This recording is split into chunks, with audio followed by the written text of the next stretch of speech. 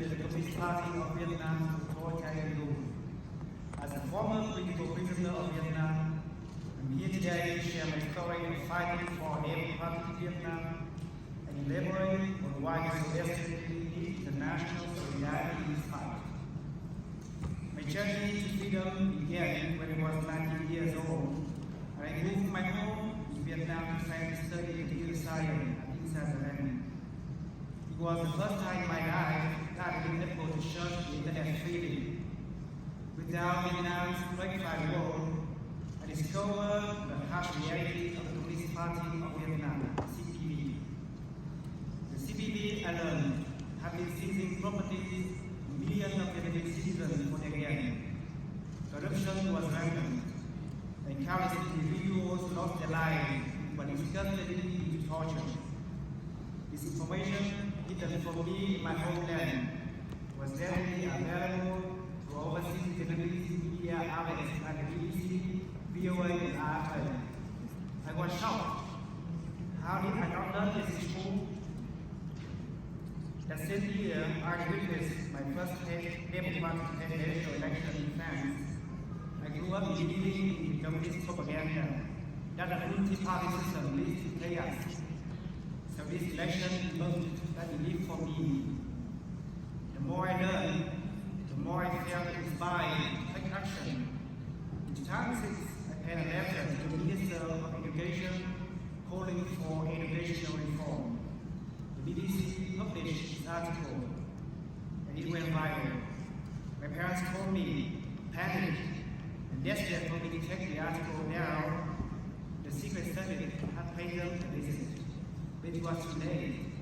By then, millions of Vietnamese expats had read the article and shared their realities inside Vietnam. This moment marked the beginning of my public advocacy for democratic reform in Vietnam. In 2006, I founded the Youth for Democracy to promote democratic ideals and human rights in Vietnam. Then, I joined the Democratic Party of Vietnam and became its leader.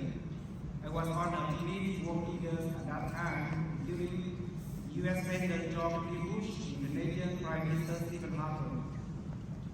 Then, in 2007, when I completed my master's degree in computer science, I decided to go back home to Vietnam, even though many people born died in the arrested. Just a few months after I arrived back home, the General Secretary of the Democratic Party, Professor Nguyễn Tiến Trung, passed away. He inspired so much of my activism, so I flew to Hanoi to pay my respects. At the funeral, I asked my friend to take a photo of me, and for a split second, I unveiled then the words Democratic Party of Vietnam, publicly announcing the existence of a non-communist party was an unprecedented act of public defiance of the CPV. Then, I was enlisted in the Vietnamese army. Every day, I felt like I was in peace. Without access to the internet, I was cut off from the world. Anyone in my squadron knew my story. They repeatedly denounced me, humiliated threatened me, again and again. They demanded that I swear my loyalty to the Communist Party, but I refused. So they expelled me from the army and arrested me the very next day for the charge of overthrowing the people's government, along with my three colleagues, Nhân, Thượng, đỉnh, and later on. In a 3-hour trial, they convicted me to 7 years in jail and 3 years of probation. My colleague, Geneva, was sentenced to 16 years in jail and 5 years of probation. He is still in prison today. For 4 long years, they kept me in solitary confinement for 17 hours a day. When finally released from prison in 2014, I immediately went undercover and started my pro-democracy work again. I developed a network of pro-democracy allies, led for civil society groups, and advocated for Vietnamese regional solutions. But these 2 decades of fighting for human rights and democracy came at a steep cost. Secret agents in many clothes gathered my home during the day and ready at night. night. They threatened employers that no one dared to hire me. They wanted to isolate me economically and socially. My parents, my relatives, and my friends were constantly harassed. My parents were lost their jobs. My father even suffered from a heart attack in 2006 because of all the threats from the security service. But luckily he survived. When I was in prison, my maternal and mother died. But the communist regime stopped me from attending a funeral. And then on Friday, August 18, 2023, security agent tried to kidnap me. It was around 6:30 a.m. when I left my house to get breakfast with my family. Secret agent quickly surrounded me. As soon as I realized what was going on, I ran back home. This is standard practice: kidnap dissident, torture them until they plead guilty. So I quickly fled to Thailand to seek refugee status. The United Nations High Commissioner for Refugees.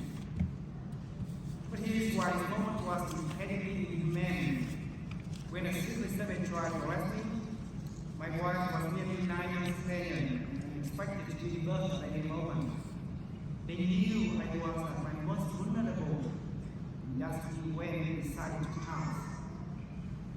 But I was forced to flee the country, and my wife gave birth to my son alone. I didn't yet meet him until he was 3 months old, and then when they were granted asylum in Germany. Imagine missing the first 3 months of your son's life. But ever since I left Vietnam, the persecution hasn't stopped. When my father passed away in November last year, I couldn't attend his funeral. But you know who did attend his funeral? A small army of Secret Service agents in plain clothes.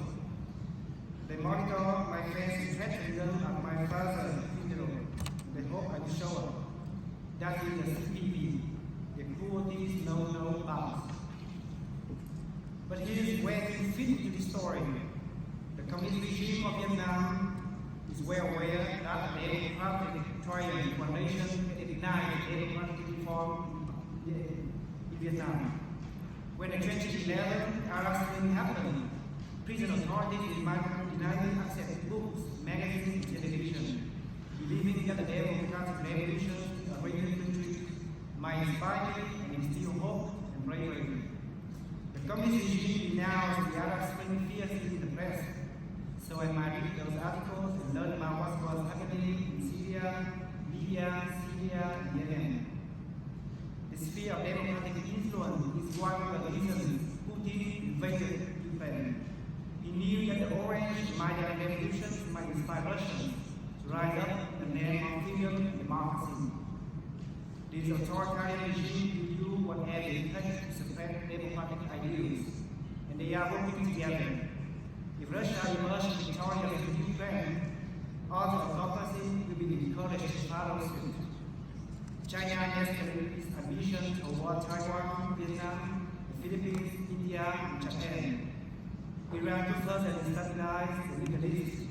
Dictatorship, like a virus, can spread rapidly, leading to a global disaster for human rights. But just as dictators consolidate their alliances, we Democrats also unite in our efforts. We must amplify each other's voices and work together to put pressure on these authoritarian regimes.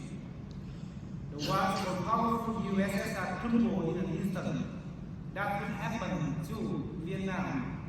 So, to the people of Vietnam and my fellow patriots scattered worldwide, have courage, keep hope. You are not alone. Together with the support of democratic nations around the world, we will build a free, democratic Vietnam. Thank you.